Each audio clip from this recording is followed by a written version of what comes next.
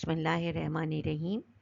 السلام علیکم تمام خوان عزیز اور پیارے بچوں، آج ہم پھر ایک دفعہ نالج فار کڈس اینڈ اہل بیت کے پلیٹ فارم سے آپ کے سامنے حاضر خدمت ہیں۔ جیسا کہ آپ جانتے ہیں، آج اسیر جفا، تقی جواد، باب المرایت، جواد الائمہ، خنکی چشم مومنین، شہادت امام محمد تقی جواد علیہ السلام ہے۔ اس موقع پر ہم تمام مومنین بالخصوص امام زمانہ علیہ السلام کی خدمت میں تسلیت پیش کرتی ہیں۔ آج کے اس موقع پہ خواہر سیدہ نغمہ آبدی آپ کے سامنے مولا کی زندگی کے چند پہلو پیش کریں گی۔ ہم انتہائی شکر گزار ہیں کہ انہوں نے اپنے قیمتی وقت میں سے وقت نکالا اور ہمارے لیے مولا کی زندگی کے چند پہلو وہ بھی ریکارڈ کروائے ہیں۔ خواہر سیدہ نغمہ آبدی۔ بسم اللہ الرحمن الرحیم۔ السلام علیکم تمام خواہران عزیز اور پیارے بچوں، آج آپ کے سامنے امام محمد تقی جواد علیہ السلام کی زندگی کے کچھ پہلوؤں پر گفتگو ہوگی۔ شہادت امام محمد تقی جواد علیہ السلام۔ ہم امام المسلمین امام محمد تقی کی شہادت کے موقع پر تمام مومنین بالخصوص امام زمانہ علیہ السلام کی خدمت میں تسلیت پیش کرتے ہیں۔ آپ کی ولادت 10 رجب 195 ہجری کو مدینہ میں ہوئی۔ امام علی رضا ان کے والد کا نام اور سبی کا والدہ کا نام، جن کو خیزروان بھی کہا جاتا ہے۔ امام محمد تقی جواد کی شہادت 29 ذی-القعدہ 220 ہجری کو ہوئی۔ آپ کو کم عمری میں 25 سال کی عمر میں شہید کر دیا گیا۔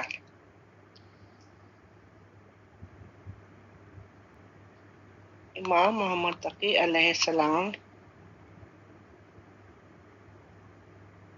اہل بیت کے 9ویں امام ہیں۔ آپ کی کم عمری میں امامت، بے مثال جود و سخا اور لاجواب علمی کمالات آپ کی نمایاں ترین خصوصیات ہیں۔ امام محمد تقی نے کم عمری میں ہی عظیم اسلامی اسکالرز اور فقہا کو اپنے بے مثال علمی جوابات سے لاجواب کر دیا تھا۔ آپ کی مجلس درس میں دور دراز سے علماء اور مفکرین شرکت کرتے تھے۔ امام محمد تقی جواد کی کرامات میں یہ روایت بھی ملتی ہے کہ دوران سفر جب درختوں پر پھل کا موسم نہیں تھا تو امام نے دعا فرمائی۔ ان کی دعا سے درخت پر سبز پتے اور تازہ کھجوریں لگ گئیں۔ امام کے ساتھیوں نے پیٹ بھر کر پھل کھایا۔ امام محمد تقی علیہ السلام لوگوں سے عاجزی و انکساری اور خمدہ پیشانی سے ملتے تھے، جو آپ کے اخلاق کا خاصہ تھا۔ یہ خوبیاں آپ سے محبت کرنے والوں اور مخالفین دونوں پر اثر انداز ہوتی تھیں۔ آپ نے دنیا کی ظاہری چمک دمک سے بے نیاز ہو کر اپنے آباء و اجداد کی طرح سادہ زندگی گزاری، اللہ کی مکمل بندگی اختیار کی۔